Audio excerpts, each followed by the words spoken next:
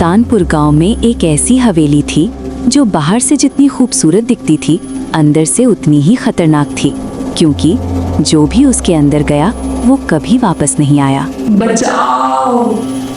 एक छोटा सा सुल्तानपुर गांव। दिन में सब कुछ सामान्य, बच्चे खेलते, औरतें शस्ते बतियाते काम करती, पूरा गांव चहल पहल से भरा।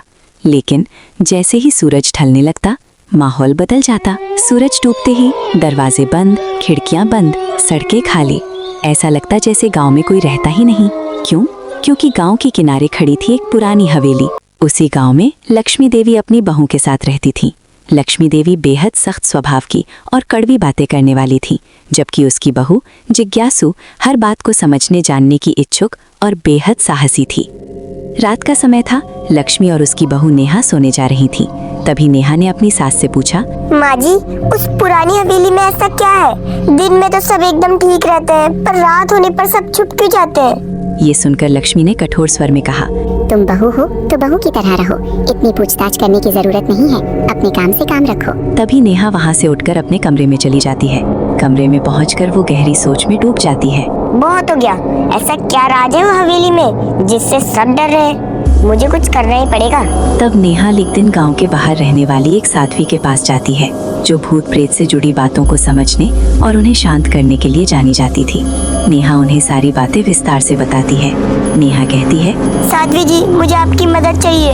हमारे गांव में एक पुरानी हवेली है। दिन में तो सब एकदम आराम से जीते हैं, पर रात आने पर सब छुप जाते हैं और उस हवेली में से कुछ अजीब अजीब सी आवाजें भी आती हैं। ये सुनकर साध्वी कुछ देर शांत रहती है, फिर गंभीर स्वर में कहती है, मामला साधारण नहीं लगता।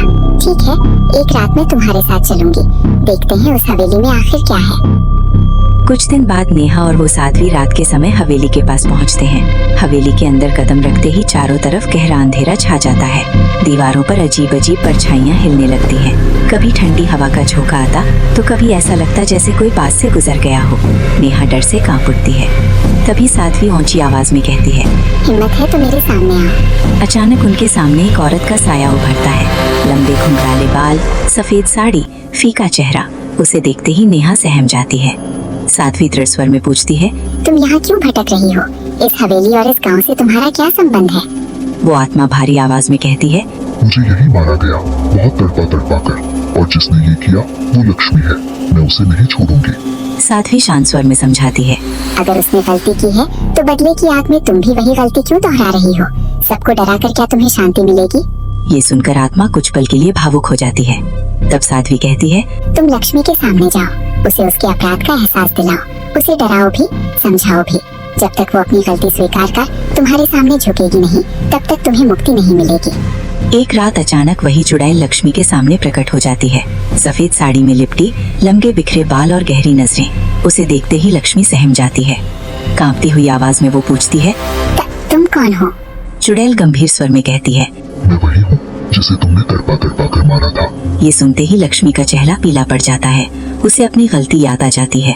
वो डर और पछतावे से कांपते हुए उसके सामने हाथ जोड़ देती है। मुझे माफ कर दो, मुझसे बहुत बड़ी गलती हो गई। मैं अब कभी किसी के साथ ऐसा व्यवहार नहीं करूंगी। कृपा करके मुझे छोड़ दो। चुड़ैल कुछ पल उसे देखती रहती है, फिर शांत स्वर में कहती है, हाँ, तुमने गलती की थी, पर मैं वही गलती दोहराने नहीं आई हूँ। मैं सिर्फ तुम्हें तुम्हारे कर्मों का एहसास दिलाने आई थी। इतना कहकर उसका चेहरा शांत हो जाता है। धीरे धीरे उसका साया धुंध में बदलने लगता है और कुछ ही क्षणों में वो गायब हो जाती है। उसकी आत्मा को शांति मिल जाती है।